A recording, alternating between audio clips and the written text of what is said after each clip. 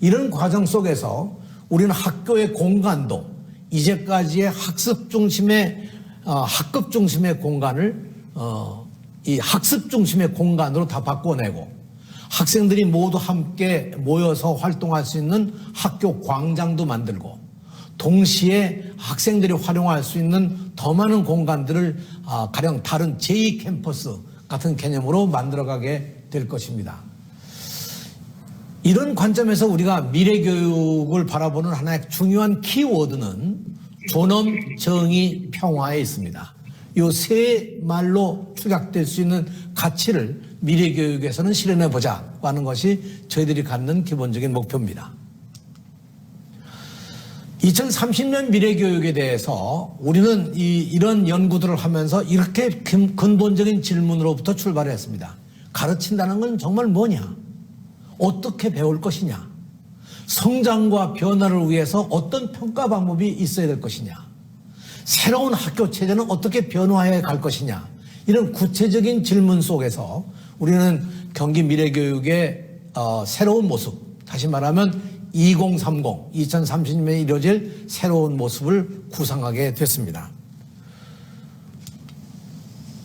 네, 여기에 대한 하나의 답변으로 우리는 다음과 같은 점들을 추구하게 될 것입니다.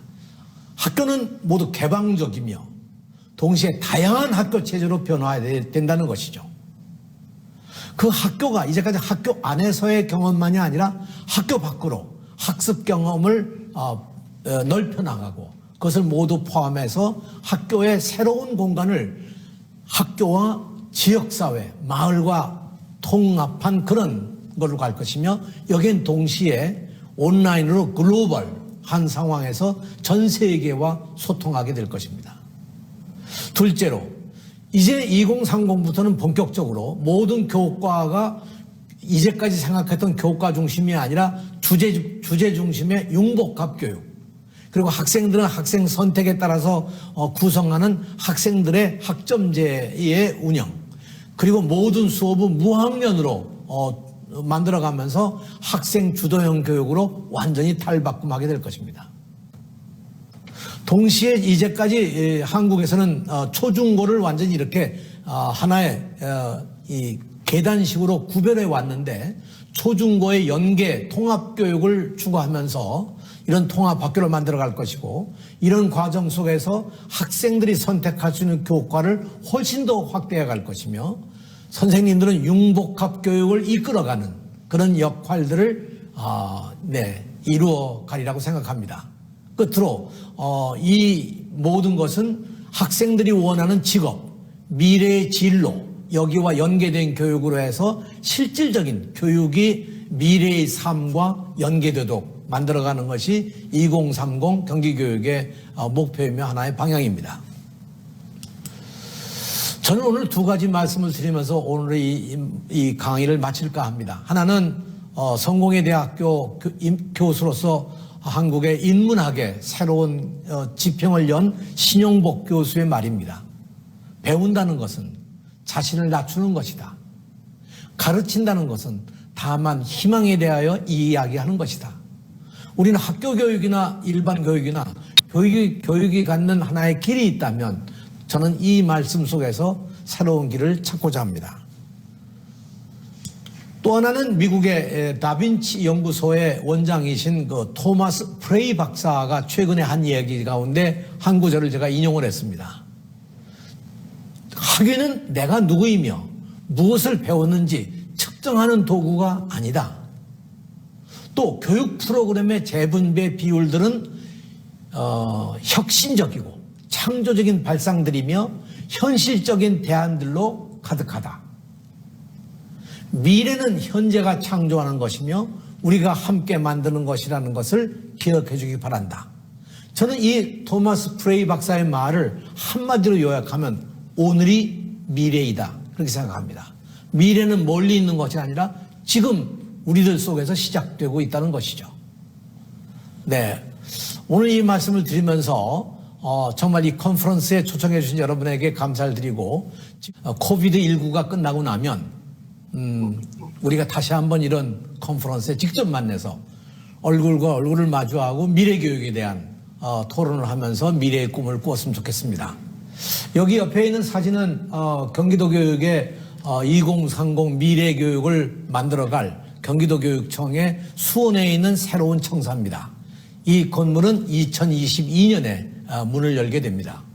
우리는 이 건물도 미래 교육에 발맞추어서 빌딩 자체를 스마트 빌딩으로 만들고 특히 이 빌딩을 모든 사람들에게 하나의 공유의 개념으로 모든 사람들에게 개방하는 그런 형태로 셋째는 어떤 시설이든지 변화가 가능한 변경이 가능한 그런 가변적인 건물로 만들었을 뿐만 아니라 실제로 아래에 있는 한 6, 7층의 부분은 대부분을 다 24시간 개방해서 교육가족들이 누구나 다 활동할 수 있고 이 연구도 하고 모임도 가질 수 있는 그런 공간으로 만들었습니다. 그래서 교육 행정이 단순히 행정으로만 시작하는 것이 아니라 교육 운동, 교육 활동, 교육에 대한 어떤 즐김 이런 것과 연계할 수 있는 그런 시설로 만들어서 이렇게 건축이 됩니다. 2022년에 이 건물을 개관하게 되면 여러분들을 한번 초대하고 싶습니다. 여러분 고맙습니다.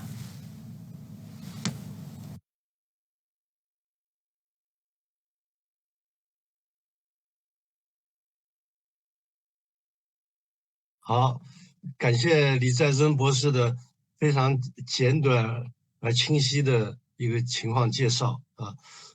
李博士呢，他刚才着重介绍了他们在经济道开展的2项教育改革，一个呢是公办学校的所谓叫创新学校的变革，也就是说通过给学校放权，组成教师的专业学习的共同体、学生的学习共同体等等各种方式来激活学校的活力，增加学校的这个灵活性和多样性。它现在已经扩展到了将近90%的公办学校啊，这个速度还是挺快的。另外一项呢是他们进行的课外教育的创新，他们称之为叫梦想学校，实际上就是学生在双休日、节假日、寒暑假围绕一个共同的兴趣进行社会化的学习。现在的他的梦想学校的品种啊，这个类型已经包括将近200项，比如说滑板啊、宠物啊、无人机啊、音乐剧啊，这个各种各样啊，就是摄影啊、潜水啊，所有只要学生喜爱的项目，你自己组织起来啊，通过3种方式，包括社区的参与，包括企业的参与，包括那个学校的参与，给他们提供活动场所，让他们自组织的来发展自己的兴趣爱好。这主要是在高中阶段，这样子呢，就使得学生的学习呢，突破了学校的课程的限制，而且可以有效的发展学生的个性和特长。所以经过这么3年的这种课外的学习，很多学生呢就可以找到自己的职业方向啊，发展了自己的这个职业兴趣。所以我记得当时那个李博士说，他们认为梦想学校是抵御课外培训的一个最有效的办法，因为学生都去做自己真正喜欢做的事了，那谁还要去上那个课外培训啊？啊，这是很有意思的一个想法，他们正在逐渐的把它变成现实。下面呢，我们来听第2位讲者的发言，他是来自韩国教育发展研究院的林忠勋研究员，他给我们介绍的主题呢是韩国初中阶段的自由学期和自由学年制度。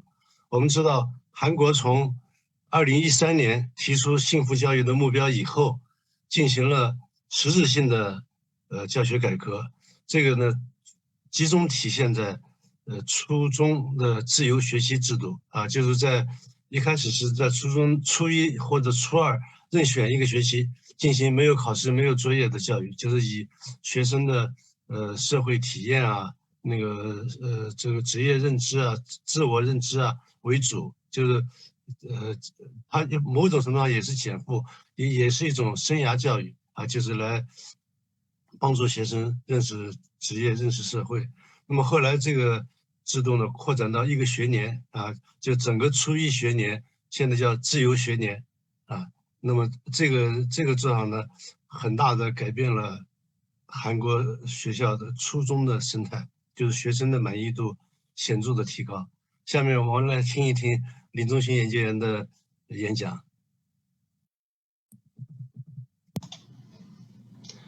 各位同事们、老师们，大家好，我叫林忠勋，认识大家很高兴。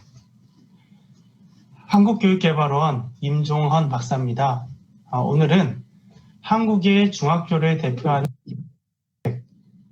자유학년제는 무엇인지 설명드리려고 합니다. 준비한 자료 함께 보시겠습니다.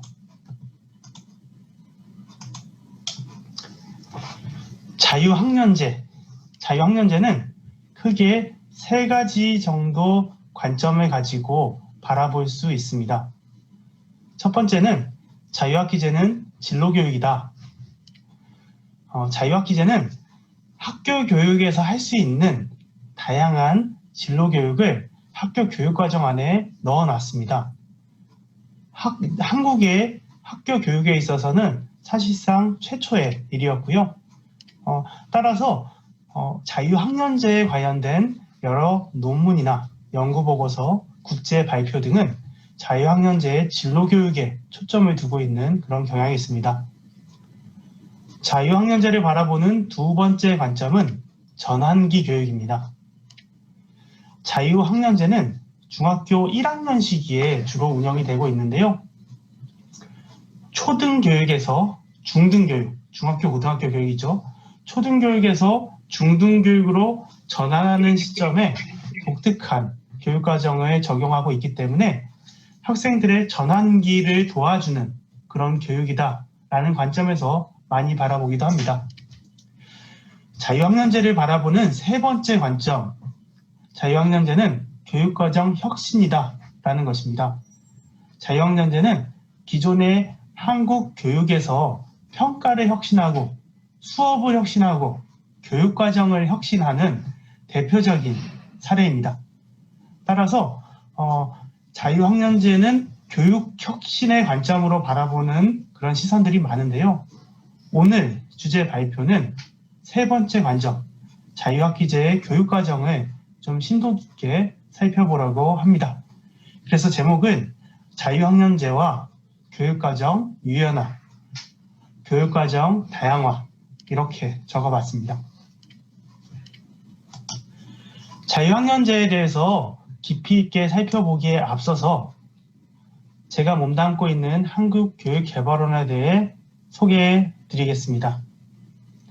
한국교육개발원은 1972년에 설립이 되었습니다. 한국의 현대 역사를 바라볼 때 가장 오래된 국가 연구소 중에 하나입니다. 특히 인문학, 사회과학 분야에서는 최초의 연구소입니다. 교육정책을 최초로 도입을 하고 운영하는 역할을 하다 보니 한국교육개발원에서 독립되어서 나간 그런 기관들이 많이 있습니다. 제가 슬라이드에는 한 5가지 정도 기관의 사진을 좀 넣어봤습니다. 먼저 EBS입니다. 교육방송인데요. 본래 한국교육개발원에서 텔레비전 채널로 교육방송 채널을 만들어서 학생들을 위한 교육 컨텐츠를 만들어서 송출을 하다가 그것들이 호응을 얻어서 별도의 방송국으로 설립이 되었습니다. 1997년에 한국교육개발원에서 독립이 되었고요. 현재에 이르러서는 한국 교육 전반에 많은 컨텐츠를 양산하는 그런 기관입니다. 특히 코로나로 학생들이 학교에 가지 못하는 상황에서 EBS의 다양한 컨텐츠, 텔레비전 여러 채널을 통해 방송되는 컨텐츠, 그리고 웹이나 핸드폰을 통해서 그동안 누적되어 온 다양한 컨텐츠들이 큰 역할을 하고 있기도 합니다. 두 번째는 한국교육학술정보원, 캐리스, 입니다. 학교에서 선생님들이 사용하시는 행정 시스템, 회계 시스템, 인사 시스템, 그리고 학생 성적을 입력하고 그리고 학생의 성적을 활동을 기록하는 등등의 모든 업무, 그리고 교육청, 교육부에서 하는 DB 또는 홈페이지 등등 한국 교육의 전반, 정보통신 네트워크의 전반을 통괄하는 그런 기관입니다. 마찬가지로 한국교육개발원에서 독립되어 나갔고요. 세 번째 그림은 크리벳, 한국직업능력개발원입니다. 한국의 직업학교, 직업대학들을 연구하고 지원하는 대표적인 기관입니다. 마찬가지로 이 역할도 한국교육개발원에서 하다가 한국교육개발원에서 분리되어 나갔습니다. 그리고 한국교육과정평가원, 카이스라고 합니다. 교과서의 근간이 되는 국가교육과정을 개발하고 그리고 대학 입시 문제라고 할 수 있는 수학능력 시험을 만들고 채점하는 그런 기관입니다. 한국의 대학 입시에 대한 부분들도 본래 한국교육개발원에서 관리를 하다가 한국교육과정평가원이 독립되어 나갔습니다. 다섯 번째는 국가평생교육진흥원입니다. 한국은 국가평생교육진흥원이 있어서 일반인, 성인들이 사회에서 직업교육을 받거나 또는 교양교육을 받거나 등등의 교육을 이수하면 마치 은행 계좌에 돈을 입금하듯이 그 사람의 이름으로 된 학습 계좌에 그 사람의 학습을 쌓아서 입력을 해줍니다. 국가평생교육진흥원이 그 역할을 하고 있고요. 그러다 보니 한국 곳곳에 있는 평생교육 기관들을 전체적으로 관리하고 지원하는 역할을 하게 됩니다. 이런 역할 역시 본래 한국교육개발원에서 맡고 있었고요. 학점은행제라는 정책도 2000년대 초반 한국교육개발원에서 시범 운영을 하다가 평생교육진흥원이 독립되어 나갔습니다.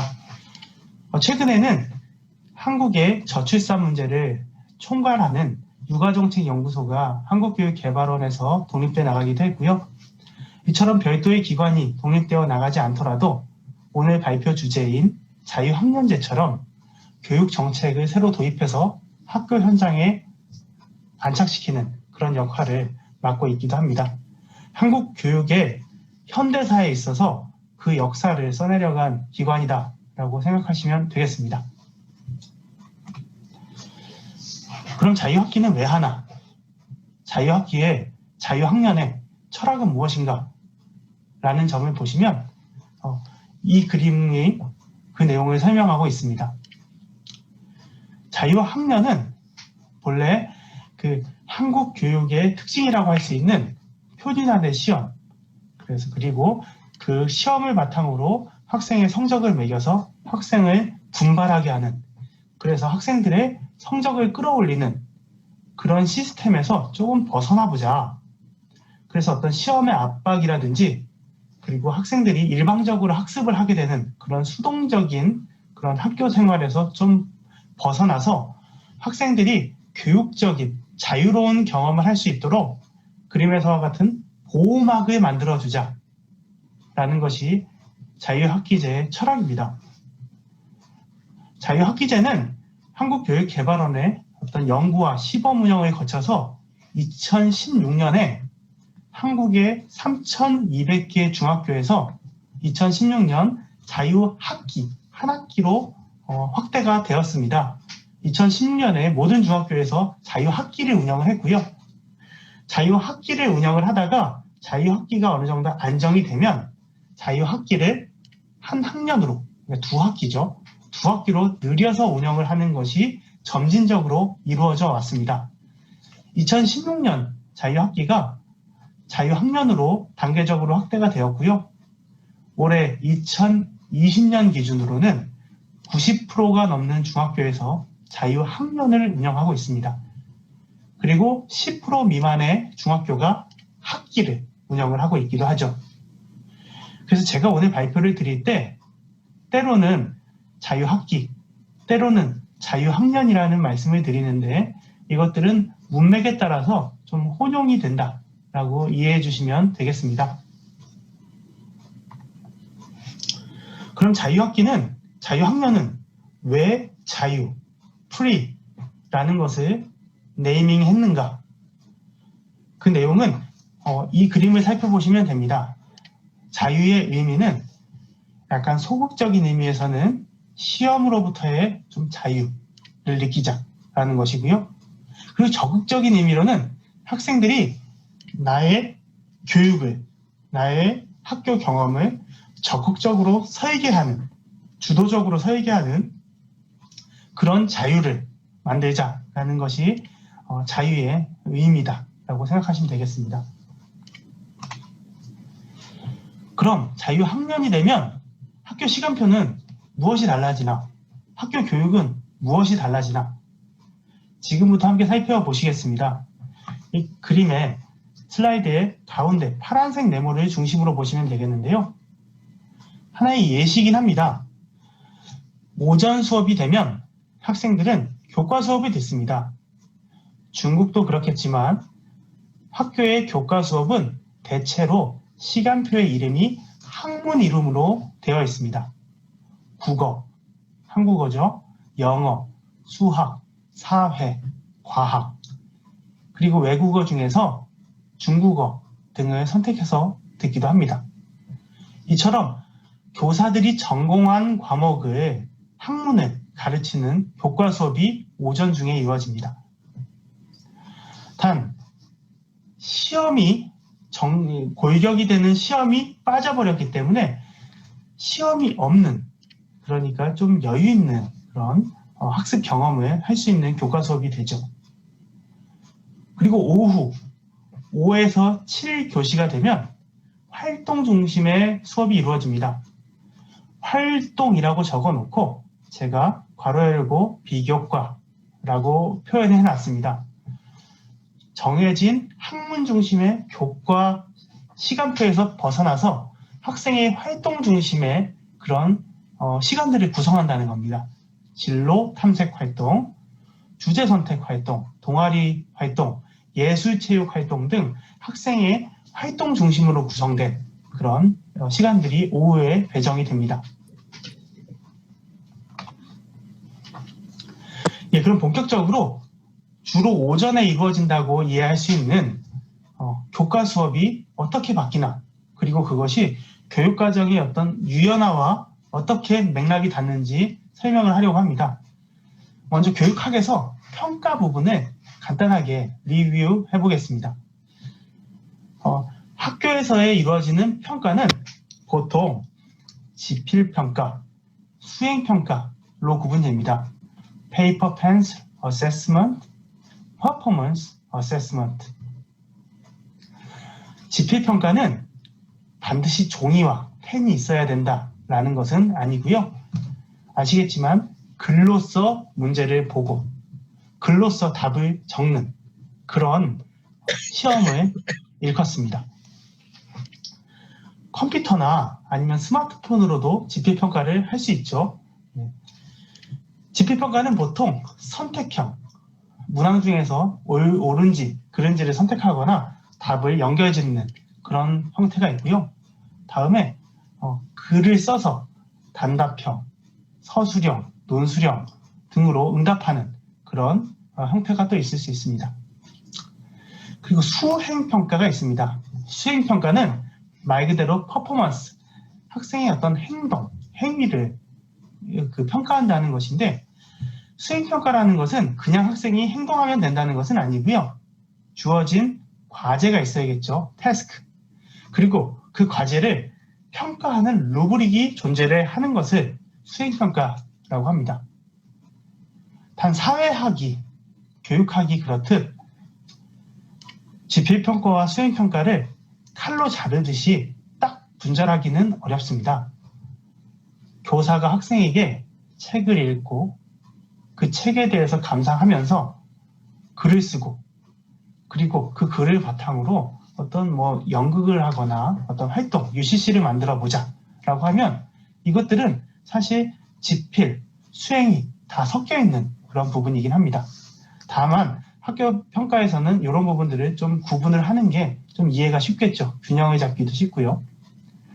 또 이론적 검토를 하나만 더 해보면 학교에서 이루어지는 평가를 시기, 평가가 이루어지는 시기, 그리고 기능에 따라서 구분해 볼 때 이 그림과 같이 구분됩니다.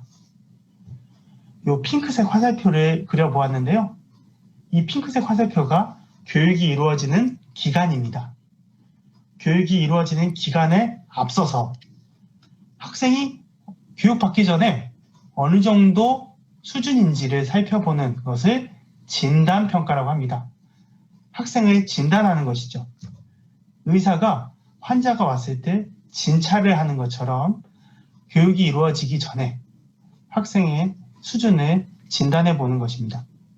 그리고 교육이 쭉 이루어지고 나서 얼마나 학생이 배웠는지 전체적으로 배운 것을 보는 결과를 보는 평가를 총괄평가라고 합니다.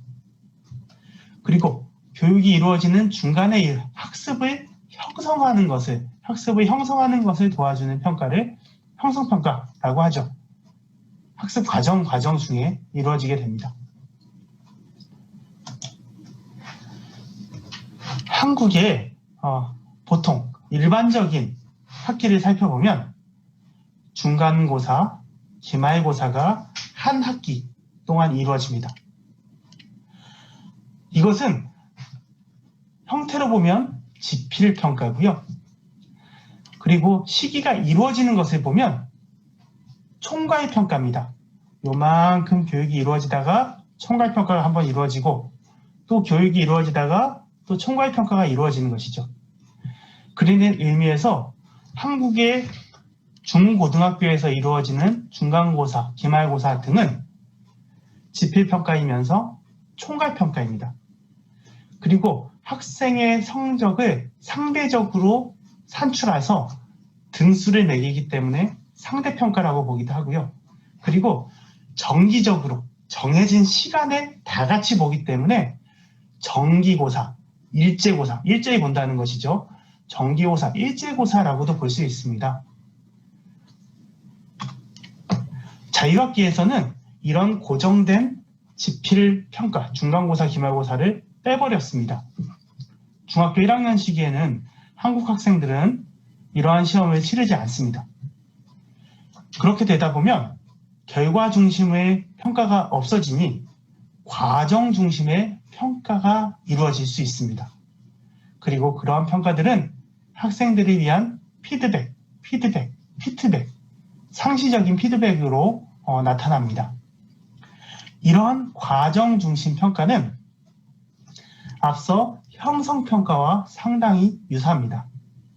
하지만 같은 것은 아니고요. 형성평가와 좀 차이점도 많이 있습니다. 이것은 제가 발표한 글입니다. 논문이고요. 과정 중심 평가는 형성평가와 같은 점도 있지만 다른 점도 있다라는 것입니다. 과정 중심 평가는 먼저 국가 수준의 성취 기준을 참조해서 평가 계획을 만든다. 당연하죠. 교사 마음대로 평가라는 것은 아니고요. 교육 과정에 있고 교과서에 있는 내용을 가지고 수업을 하고 평가하는 것은 똑같습니다. 단 수업 과정에 실행과 완료가 이루어져야 합니다.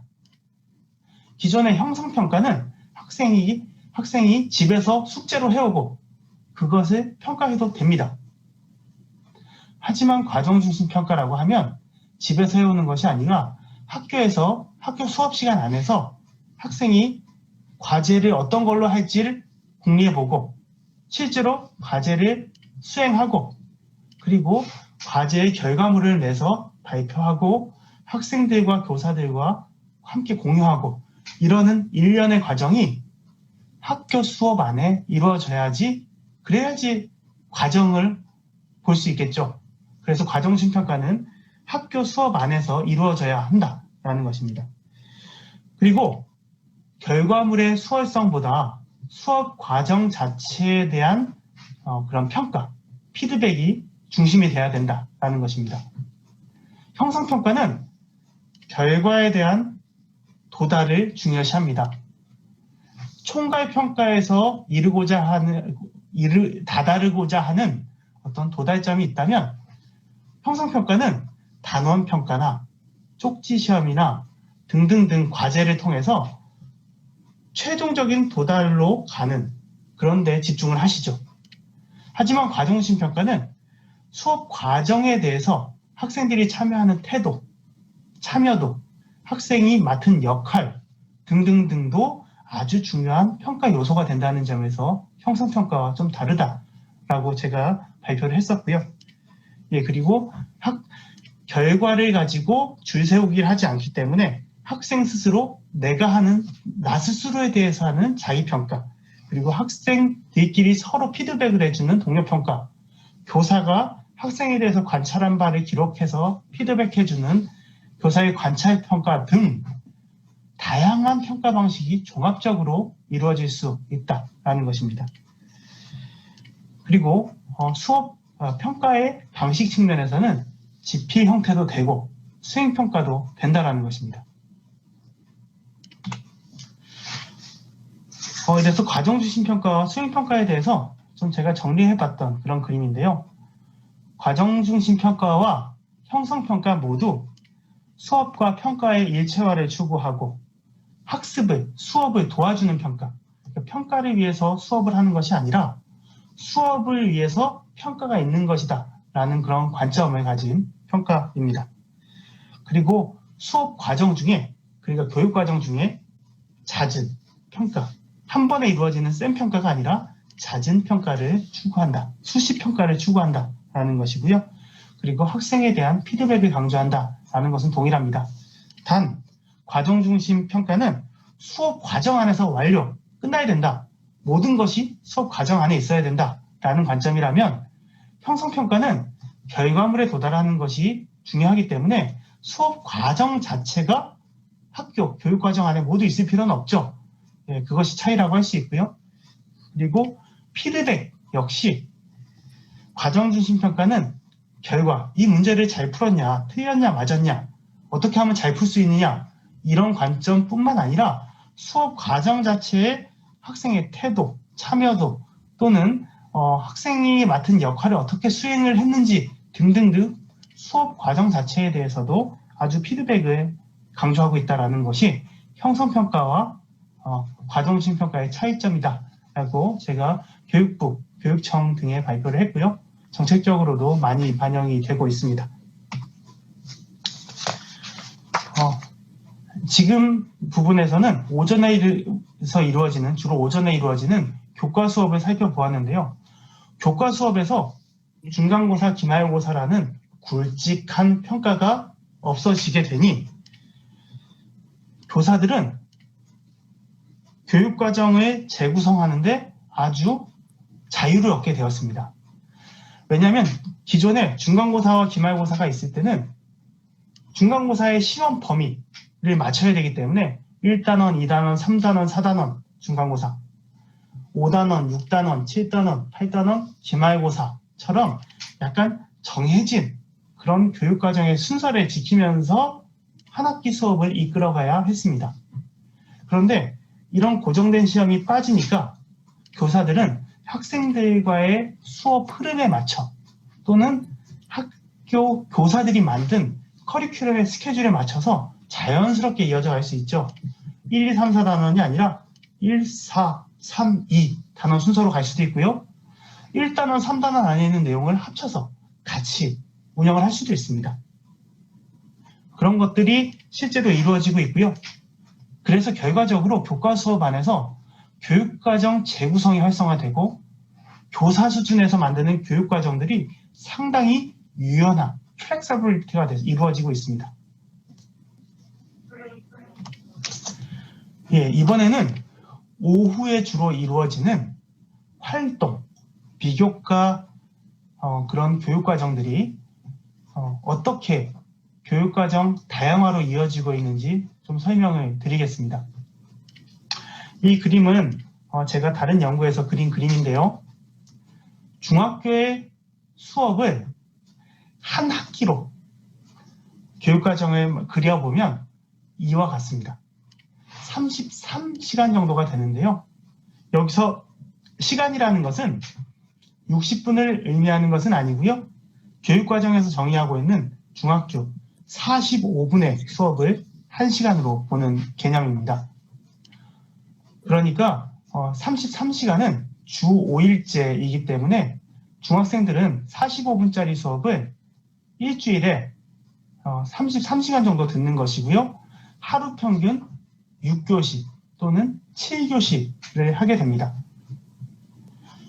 그런데 중학교의 일반적인 보통 학기에는 33시간 중에서 30시간이 교과 수업이고 3시간이 활동 수업입니다. 그러니까 이 활동 수업은 교과 수업을 보완하는 그런 역할을, 소극적인 역할을, 보조적인 역할을 수행하게 됩니다. 반면 자유학기, 자유학년에는 최대 10시간까지가 활동 수업이 이루어지게 됩니다. 그만큼 교과 수업 시간은 줄어들게 되죠. 활동 수업이 이만큼 늘어나게 되면 소중한 교과 시간을 줄인 것이니만큼 활동 시간이 알차게 운영이 되어야 할 것입니다. 그럼 이 활동 수업들은 어떤 것들로 구성이 되어 있는지 살펴보시겠습니다. 자유학기의 활동들, 한 10시간 정도가 이루어지는 이 활동들은 크게 4가지 영역이 골고루 들어가 있습니다. 첫 번째는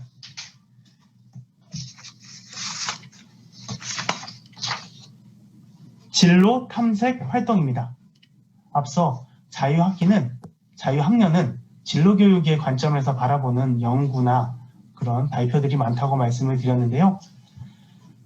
활동 수업 중에서도 진로 탐색 활동들이 적극적으로 이루어지고 있고요. 그래서 학생들은 특별하게 진로교육을 받는다라는 생각을 합니다. 두 번째는 주제 선택 활동입니다. 학생들이 주제 중심의 과목들을 선택하고 그것들을 듣게 됩니다. 오늘 제가 집중적으로 발표할 내용입니다. 그리고 동아리, 예술체육 활동도 있습니다. 제가 써서 발표했던 논문을 그림으로 표현해 봤습니다. 주제 선택 활동은 사실상 자유학기를 대표하는 그런 교육과정입니다. 앞서 활동 시간이 일주일에 10시간이나 된다고 했는데요. 진로 탐색 활동 시간이 유명하지만 실제 수업 시간의 비중은 진로 탐색 활동 시간의 비중이 훨씬 많습니다. 대표적인 예들로 10시간 중에 4시간은 주제 선택 활동을 하고 2시간은 진로 탐색 활동, 2시간은 예술체육 활동, 2시간은 동아리 활동, 이런 모양으로 운영하는 학교들이 제일 많습니다. 그럼 주제 선택 활동은 무엇이냐? 교사들이 하는 겁니다. 그런데 수업을 하는데 자신이 전공한 교과를 벗어나서 마음대로 교육과정을 창작할 수 있습니다. 국어교사가 시쓰기 과목이나 연극 대본 쓰기 또는 드라마 만들기 같은 수업을 만들 수도 있고요. 수학 선생님이 생활 속의 수학을 만들 수도 있고 코딩 수업을 만들 수도 있습니다. 영어 선생님이 영어 방송 보기, 영어 노래 외우기 등의 수업을 만들 수도 있습니다. 그렇게 선생님들이 자신의 전공 교과에서 벗어난 또는 전공 교과에서 확장된 수업을 만들어서 학생한테 보여주고 학생들이 마음껏 선택을 해서 들을 수 있게 됩니다. 사실상 현재 한국 학교 교육에서 학생과 교사한테 줄 수 있는 최대치의 자율성을 부여한 그런 시간이라고 보시면 되겠습니다. 제가 썼던 논문에서는 학생들에게 주제 선택 활동은 교과 수업의 일탈을 의미한다. 교과 선생님이 들어오니까 교과 수업 시간처럼 느껴질 수도 있는데 교과 수업이 어떻게 이럴 수 있지? 독특하다라고 받아들여지는 그런 교육 과정이다 라고 볼 수 있고요. 교사들에게는 수업 창작의 양면성이 나타나는 그런 시간이기도 합니다. 교사들 입장에서는 그동안 항상 불만이었습니다. 교과서와 교육과정을 주고 거기에 얽매인 그런 과목을 해야 되냐라는 것이고, 마치 대학 교수처럼 나도 마음대로 교육과정을 개발할 수 있었으면 좋겠다라는 그런 욕구가 있었는데요. 주제 선택 활동은 교사들한테 대학 교수 이상의 자율성을 부여한 시간입니다. 그래서 교사분들이 처음에는 깜짝 놀라기도 했고요. 그래서 이것들에 대해서 어떻게 해야 되냐라고 걱정을 하기도 했습니다. 실제로 하나의 교육과정, 단발성 수업이 아닌 여러 회차의 교육과정을 통째로 만들어야 된다는 것은 상당한 부담입니다. 따라서 교사분들이 교육과정에 어떤 자율성을 주었다는 측면에서 상당히 기쁜 반면에 이런 교육과정을 창작해야 된다는 측면에서 상당히 부담감을 느끼기도 했습니다. 그래서 교육과정 그 창작의 어떤 수업 창작의 양면성이다라고 제가 논문에 썼고요. 학교 입장에서는 자유학기제, 자유학년의 성공의 열쇠가 주제 선택 활동에 있다라는 것입니다. 앞서 교과 수업의 혁신 그리고 진로교육 등도 자유학년제를 대표하는 그런 특성이라고 볼 수 있지만 실제로 이런 것들은 교사분들이 어느 정도 소화할 수가 있고 그리고 국가에서 어느 정도 매뉴얼이나 아니면 예시들이 충분히 내려옵니다. 근데 주제 선택 활동 같은 경우에는 그것보다도 훨씬 더 자율성이 높기 때문에 학교 입장에서 이 주제 선택 활동이야말로 학교 간 비교가 되는 그리고 교사 간 비교가 될 수 있는 그런 특징이 있죠. 따라서 학교 입장에서 상당히 중요하게 바라보고 있는 그런 교육과정이기도 합니다. 그래서 이런 주제 선택 활동의 교육적 의미는 교육과정 재구성을 넘어서 교육과정 창작을 할 수 있도록 하고요. 교과와 비교과를 잇고 교과와 비교과를 넘나드는 그런 의미를 갖고 있기도 합니다. 그리고 미래의 교육이 자유로운 교육과정을 의미한다면 주제 선택 활동이야말로 먼 미래의 학교 수업을 미리 본다라는 미래의 학교 수업의 상이라고 발표하기도 했습니다. 이처럼 오후에 이루어지는 수업, 활동 중심 수업들을 살펴보면 활동 수업 중에서 학생들의 선택권을 부여함으로써 특히 주제 선택 활동이 부여함으로써 학생의 요구가 반영이 되는 그런 다양한 수업들이 개설이 될 수밖에 없습니다. 그러다 보니 학교의 교육과정 자체가 다양화가 되는, 저절로 다양화가 될 수밖에 없는 그런 교육과정 다양화를 실제로 만들어내고 있습니다. 이처럼 자유학년제의 교육과정 유연화, 교육과정 다양화에 대해서 제가 좀 말씀을 드렸습니다. 정리하면서 한국의 최근 교육 동향으로 고교 학점제에 대해서, 고등학교 학점제에 대해서 간단하게 설명드리겠습니다. 최근 현재 문재인 대통령께서 추진하고 있는 고등학교 학점제는 교육과정 다양화와 유연화를 추구하고 있다는 관점에서 중학교 자유학년제와 맥락이 유사합니다. 단 고등학교는 대학 입시를 앞두고 있기 때문에 이러한 교육과정 유연화와 교육과정 다양화에 있어서 활동, 비교과를 중심으로 이루어지는 것이 아니라 오히려 비교과를 축소하고 교과 수업을 확대하는 관점으로 접근을 하고 있습니다. 교과 수업에서 국어교사가 창의적인 글쓰기나 고전 읽기 등등등 국어의 선택 과목들을 만들고 학생들이 선택하도록 하죠. 그런데 결과적으로는 자유학년제와 상당 부분 유사합니다. 학생들이 듣는 과목이 다르다 보니까 중간고사와 기말고사를 보기가 어렵겠죠. 그리고 교사들이 중간고사와 기말고사에 얽매이지 않고 수업을 만들 수 있다 보니까 수업 안에서 교육과정 유연화가 이루어지고 있고요. 그리고 여러 교과목들이 확대돼서 학생들이 선택하도록 함으로써 교육과정 다양화가 저절로 이루어지고 있습니다. 단 중학교와 고등학교의 특성이 있기 때문에 실제로 구현되는 양상은 다소 차이가 있죠. 제가 자유학년제와 고교 고등학교 학점제에 대해서 그런 유사한 교육적인 의미에 대해 정리해서 발표한 내용이고요. 참고 삼아 보시면 되겠습니다. 경청해 주셔서 감사합니다. 질문사항이 있으시면 이메일로 그 영어로 써서 보내주시면 제가 성심성의껏 답변 드리겠습니다. 예, 발표는 여기서 마치겠습니다. 발표 드려서 감사하고요. 제가 현장에서 직접 만나 뵙고 그리고 질의응답도 하고 대화도 했으면 좋았을 텐데 좀 아쉽습니다. 모두 건강하시고요. 이후에 또 그 중국에 계신 교육학자분들 그리고 선생님들과 또 만나 뵙고 함께 연구할 수 있게 되기를 기대해 봅니다. 쉐이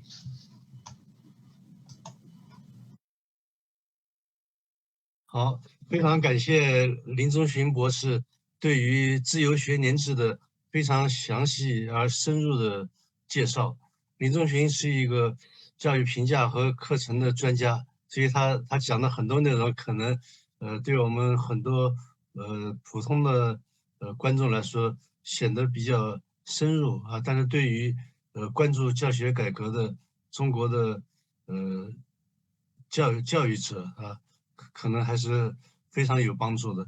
他首先澄清了一个说法，或者说他侧重了一个说法，也就是说，实行自由学习制不仅仅是为了增加学生从小学向初中教育的这种适应性，也不仅仅是为了引进生涯教育，而是促进整个初中教学啊，从课程啊、教学方式啊、考试啊、评价整体性的改革。所以他强调，他对这个初中自由学习制对于初中教学变革的关键作用啊。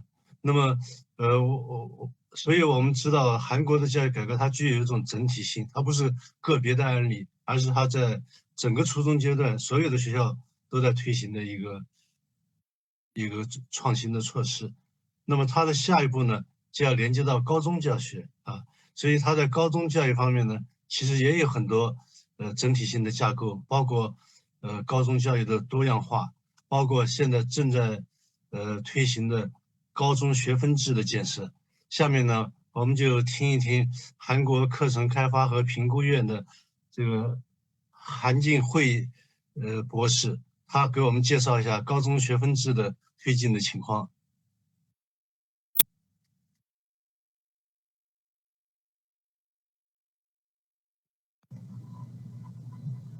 안녕하세요. 저는 한국교육과정평가원에 근무하는 한혜정이라고 합니다. 중국 에듀케이션 포럼에 참여하여 발표하게 된 것을 영광으로 생각합니다.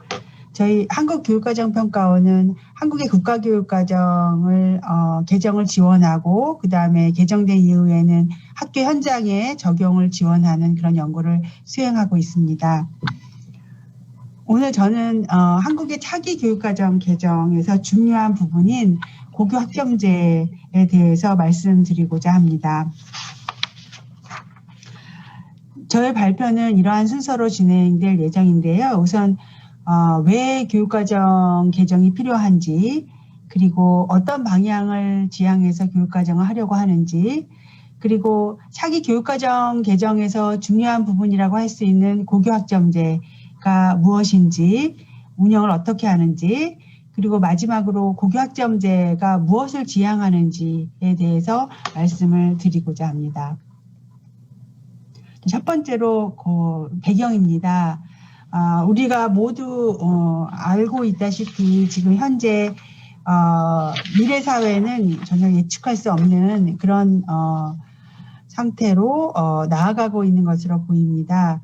제4차 산업혁명이라든지 AI의 발달, 글로벌화, 그 다음에 저희 한국에서 학령 인구가 지금 많이 줄어들고 있는데요. 그런 인구 구조의 변화 등으로 인해서 매우 빠른 속도로 사회가 변해가고 있고요. 특히 올해는 특히 코로나19로 인해서 전 세계가 예측할 수 없는 그런 상황으로 치닫고 있습니다. 꼭 올해뿐만이 아니라 이전부터 우리가 학생들에게 어떤 교과의 구체적인 지식을 가르치는 데 초점을 맞추는 것이 아니라 역량을 키워줘야 된다. 뭐 이런 얘기를 많이 해왔는데요. 역시 앞으로 어떤 예측할 수 없는 미래 사회에서 학생들이 살아가게 될 때 그런 어떤 위기에 대처할 수 있는 능력, 역량 이런 것들을 길러줘야 한다고 생각을 합니다. 다시 말해서 자기 삶에 대해서 주도성과 적극성을 가지고 자기 삶을 설계해 나갈 수 있는 역량 그런 것들이 교육의 어떤 초점이 되어야 된다고 생각을 합니다. 이러한 미래 환경의 변화에 맞추어서 차기 교육과정 개정을 지금 준비하고 있는데요. 그래서 교육부가 지난 코로나 이후 미래 교육 전환을 위한 10대 정책 과제를 제시하였습니다. 아마 지난달에 발표한 것으로 알고 있는데요. 그중에서 가장 중요한 어떤 안으로 내세운 것이 교육과정 개정입니다. 그래서 교육과정 개정의 추진 방향으로 4가지를 제시하고 있는데요. 첫째는 학생들의 개별성과 다양성을 존중해서 학생 맞춤형 교육과정을 지향한다는 것입니다. 역시 역량을 길러주기 위한 건데요. 그렇게 하기 위해서는 어떤 분과 학문적인 그런 교과 교육에 머무르는 것이 아니라 삶과 연계해서 주제 중심으로 교육과정을 개선하는 그런 작업이 필요하다고 할 수가 있겠습니다. 두 번째는 교육과정에 대한 국가 통제를 완화해서 학교 교육과정의 자율성을 강화한다는 것입니다. 학생 맞춤형 교육이 이루어지기 위해서는 당연히 그 교사에게 자율권이 많이 주어야 하겠죠. 왜냐하면 학생 하나하나에게 맞추기 위해서는 교사가 제일 그 학생의 특성을 잘 아니까 학교의 자율성을 강화하는 것이 선결되어야 된다고 생각합니다. 셋째는 모든 학생에 대한 최소 학업 성취를 보장하는 책임 교육을 통해 교육의 책무성을 강화한다는 것입니다. 고교학점제는 이제 고등학교 단계 가서 학생들이 과목을 자유롭게 선택을 한다고 했을 때 기초학력은 이미 갖추고 있어야 된다고 생각을 합니다. 그래서 교육의 책무성 강화가 중요한 한 측면이 될 수 있다는 것입니다. 네 번째는 한국형 원격 수업을 확대하고 시 공간을 넘어선 미래형 교수학습 및 평가 체제를 설립합니다. 이 네 번째 것은 이제 올해 이제 코로나19 사태로 인해서 추가된 그런 방향이라고 할 수 있겠습니다. 이러한 방향에 의거해서 교육과정 개정은 현재 지금 기초연구가 추진되고 있습니다. 그래서 기초연구를 바탕으로 해서 내년까지 진행해서 교육과정 개정의 주요 사항을 2021년 하반기에 발표할 예정입니다.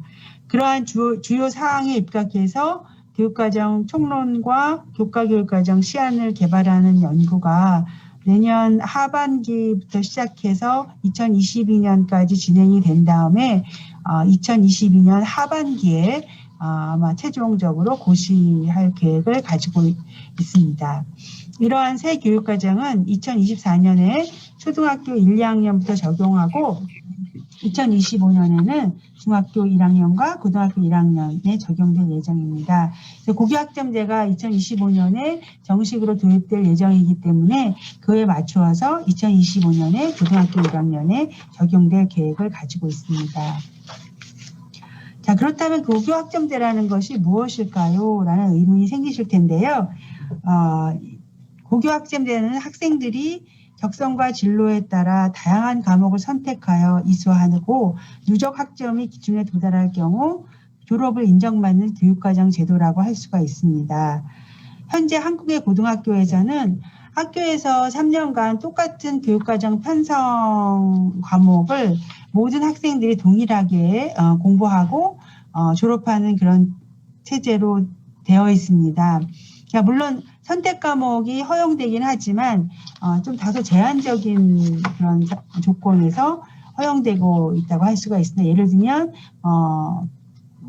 영어 교과에서 2가지 과목을 주고 둘 중에 하나를 선택하게 한다든지 아니면 수학 교과에서 2-3가지의 과목을 주고 선택하게 한다든지 하는 그러니까 한 교과 내에서 선택 과목을 주고 선택을 하게 하는 그런 좀 제한적인 방식으로 선택 과목 체제가 운영되고 있다면 고교학점제에서는 그런 어떤 교과의 어떤 구분이나 그런 거와 상관없이 과목을 자신이 원하는 적성이나 능력에 따라서 선택해서 배울 수 있도록 그렇게 하는 체제를 의미합니다. 그리고 한국에서는 고등학교에서 출석 일수만 채우면 그 성적과 상관없이 또 졸업을 할 수 있습니다. 그런데 고교학점제에서는 각 과목의 이수 기준이 있어서 그 이수 기준에 충족해야지만 학점을 취득할 수 있습니다. 그래서 그렇게 취득한 학점이 졸업 학점에 도달했을 때 졸업하게 되는 그런 방식의 제도라고 할 수가 있겠습니다. 물론 이러한 고교학점제는 하루아침에 도입될 수 있는 것이 아닙니다. 그래서 이건 저희 그 문재인 대통령 대선 공약의 고교학점제가 2017년 4월에 제시가 되었습니다. 그래서 그 이후에 고교학점제 도입을 공식적으로 발표한 것이 2017년 11월인데요. 그 이후에 고교학점제 도입을 준비하기 위해서 저희가 어떤 방법을 썼냐면 고교학점제 연구학교를 운영하는 그런 방식을 채택했습니다. 그래서 이 연구학교는 이제 2018년 3월부터 운영되기 시작했는데 현재는 전체 고등학교의 30% 정도에 해당하는 732개 교의 연구학교가 고교학점제를 경험하고 있습니다. 물론 뭐 완전한 형태의 고교학점제는 아니고요. 하나하나씩 그 매년 해가 감에 따라서 보다 그 완성된 형태로 경험을 하고 있다고 말씀드릴 수 있겠습니다. 그리고 작년에는 우리 그 한국에서의 직업계열 고등학교라고 할 수 있는 마이스터교 고등학교에서 학점제가 먼저 도입되었고 그 이후로 다양한 기관, 학교, 시도교육청과의 협력체제를 구축하여 공감대를 확산하고 고교학점제를 홍보하기 위한 그런 노력을 지속적으로 하고 있습니다. 저희 한국교육과정평가내에 고교학점제 지원센터가 설립되어 교육부의 고교학점제 도입 준비를 차근차근 지원하고 있다고 말씀드릴 수 있겠습니다. 그래서 2022 개정교육과정에서는 고교학점제 도입을 위해서 좀 넘어갔네요. 고교 수업량 기준을 학점으로 전환하고 총 이수 학점을 적정화하며 선택 교육과정에 적합한 과목 구조로 개편하게 될 것입니다. 그래서 고등학생들은 이제 대학생처럼 수강 신청을 해서 개인별 시간표를 가지고 수업을 듣는 그런 체제가 된다고 할 수 있겠습니다. 이러한 고교학점제는 아까도 말씀드렸지만 2025년에 정식으로 도입될 예정이고 2022년에 고시될 교육과정은 바로 이러한 고교학점제 도입 준비를 위한 것이라고 할 수 있겠습니다. 그렇다면 이 고교학점제가 지향하는 바가 무엇이냐라는 그런 질문이 있을 수 있겠는데요. 그 고교학점제는 사실 그 자체가 목적은 아닙니다. 학생 중심 교육을 실현하기 위한 수단이라고 할 수가 있겠습니다. 그래서 학생 중심 교육이라는 것은 학생의 필요와 능력에 맞는 학습 환경을 다양한 방식으로 제공하여 학생의 학습을 촉진함으로써 교육과정의 기준을 최대한 성취할 수 있도록 하는 것으로 정의할 수 있습니다. 이러한 학생 중심 교육은 영어로는 differentiation, 즉 학생 맞춤형 교육으로 해석할 수 있고요. individualization, 즉 개별화 교육과는 차별화되어야 하는데요. 그 이유는 개별화 교육에서는 학습의 어떤 관계적 요소라든지 협동학습의 요소가 배제되기 때문입니다. 그 다음에 이제 학생 중심 교육의 어떤 뭐 4가지 요소, 뭐 이것 이외에도 더 있을 수도 있는데요. 한번 살펴봤는데요. 첫째는 학생이 학습 내용과 방법의 결정 과정, 학습 과정에 적극적으로 참여해야 합니다. 그 다음에 둘째는 학습의 전 과정이 교사와 학생의 적극적인 상호작용으로 이루어져야 합니다. 셋째, 학생은 타인과의 협력을 통하여 의미를 구성하고 확장하게 되고요. 넷째, 학생은 자신의 아이디어, 지식, 기능, 수행에 대해 자기 주도적으로 성찰할 수 있어야 할 것입니다. 결국 결론적으로 말해서 학생 중심 교육은 교과 지식을 학생의 흥미, 적성, 능력, 준비도에 따라 재구성하여 제공하고 이때 학생의 선택을 최대한 허용해야 할 것입니다. 또한 학생 개인의 고유성을 최대한 존중하고 학생별 개인차를 충분히 고려하는 유연한 학습 환경이 제공되어야 할 것입니다. 그렇다면 학생 중심 교육 과정에서는 무엇을 가르쳐야 할까요?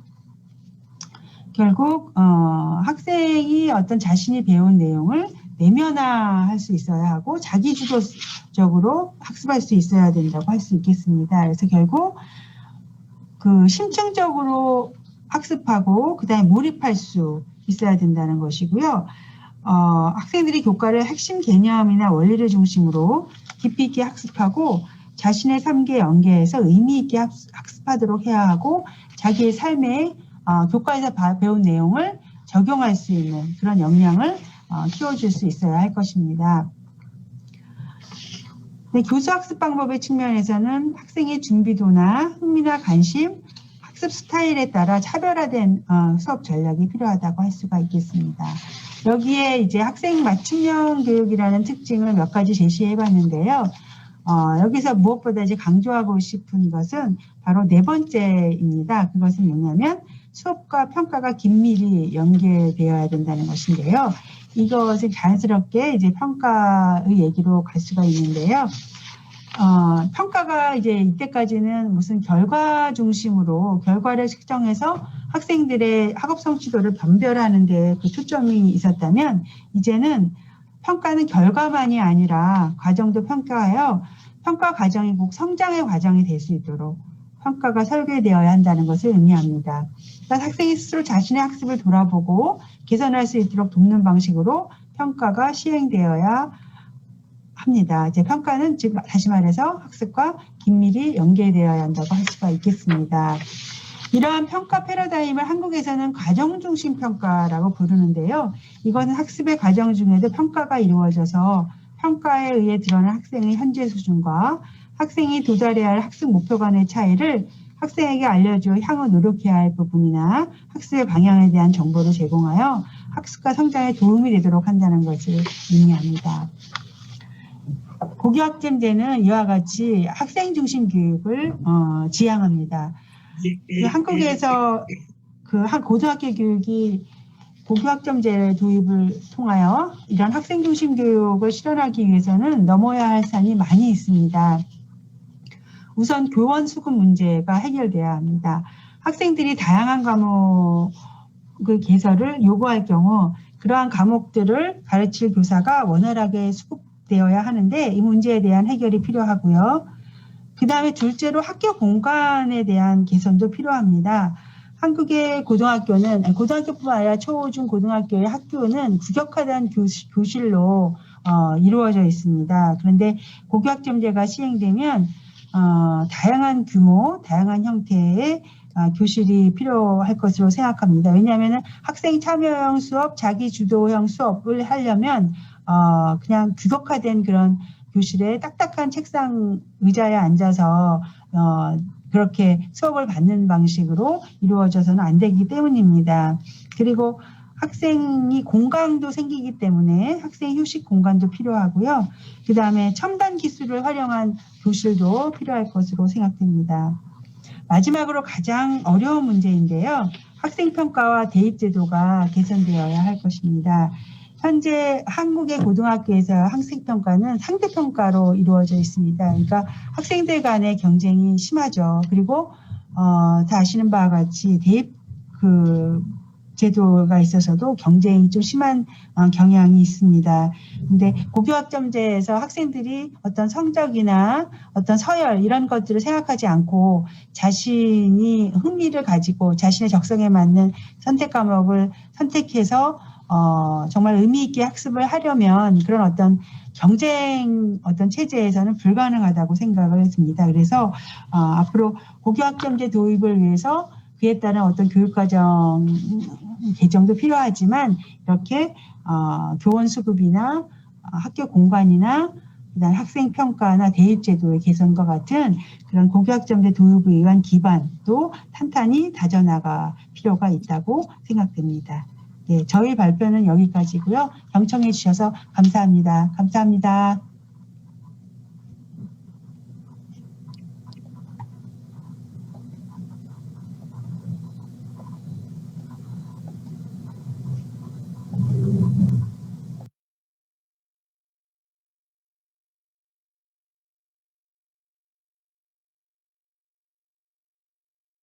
好，感谢这个韩慧静博士的交流。韩博士呢，他是韩国的那个课程研究中心的主任，所以他对推进高中学分制介绍的也是非常这个简洁而清晰的。那么通过上面3个发言呢，我们可以看到，韩国的教育改革呢，它具有一种整体性啊，它是从2013年左右，提出幸福教育的这个目标，然后呢，开始进行了初中的自由学习制的改革，以及现在开始布局进行高中学分制的改革，使得这种以学生为中心的学习能够在初高中阶段能够衔接啊。另外呢，开展了办学体制的改革啊，就是通过更大的授权。让学生让公办学校具有更大的自主性和灵活性，就是他们称之为叫革新学校，它现在也叫创新学校的这么一个变革，以及通过扩大社会参与、社区参与，来发展学生的个性和这个职业的这种性向啊，就是开展了梦想学校的尝试。这个从我们考察的情况来看，它的自由学年已经在所有的基本上是90%以上的初中已经实行了。那个梦想学校呢，在京畿道、在首尔地区和有几个道和区啊，得到了比较大面积的推广，尤其是在京畿道啊，所以然后呢。这个高中学分制的改革呢，正在布局之中。我们从韩博士的介绍可以看到，这个改革是牵动面非常大的啊，既涉及对高中的课程的开发，就是从一些必修课，从少数的几门必修课转化为非常丰富的选修课。另外呢，这就要涉及到教师队伍啊，师资队伍的建设，就能不能适应这种课程的转型。第3个涉及到学校的物理空间，就你的教室啊，是不是适应这种新的教学制度？涉及到教育评价啊，怎么把这种固定的结果式的评价，就是我们说的考试分数，变成学生之间难以比较的。基于学生个性的一种评价，也就是因为大家选修的课不一样嘛，所以你最后的结果是不太好比较的啊。但是呢，它可以通往高校，也就是说高校不同的学科和专业可以根据你学生的不同的学业表现来评价和选择学生啊。所以我觉得这样子的变革对我们来说，都是很具有启发性的，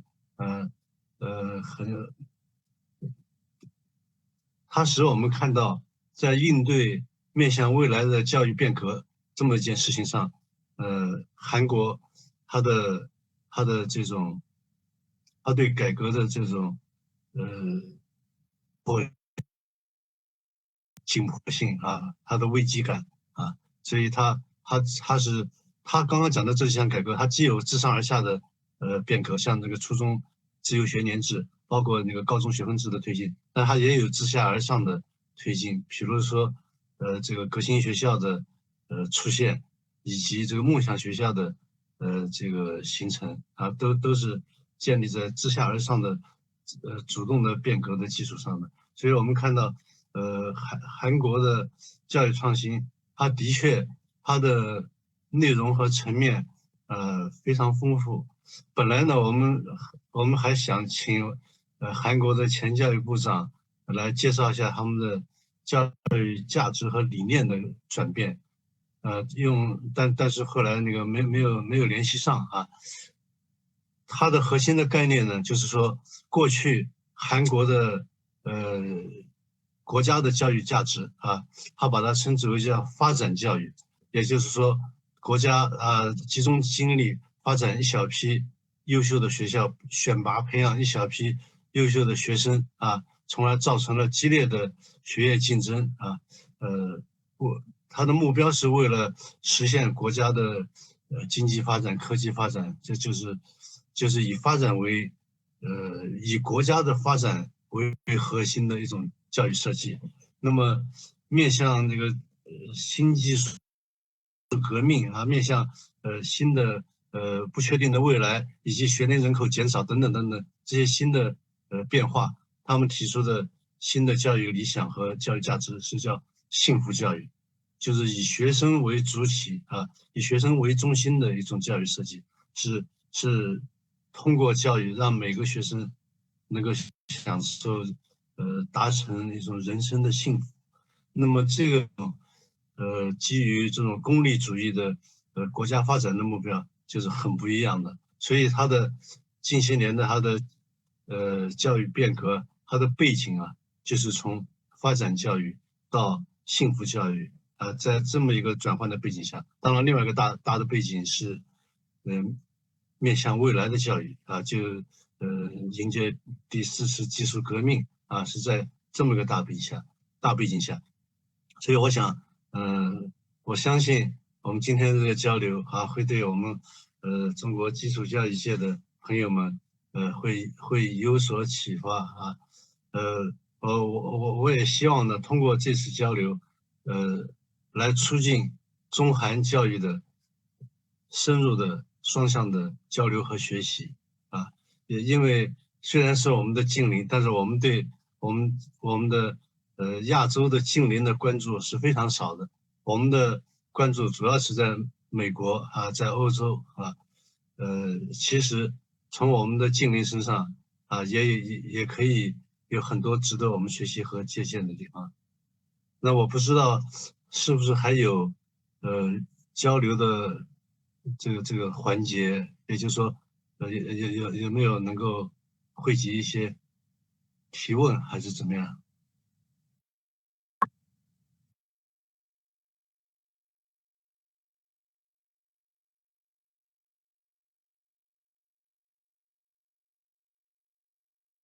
啊，看来好像没有设置这个环节。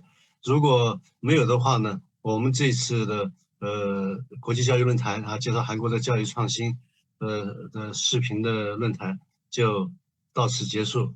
非常感谢李在珍博士、林中勋博士、韩金惠博士啊他们的深入的准备和介绍，感谢现场的聆听的观众，谢谢大家。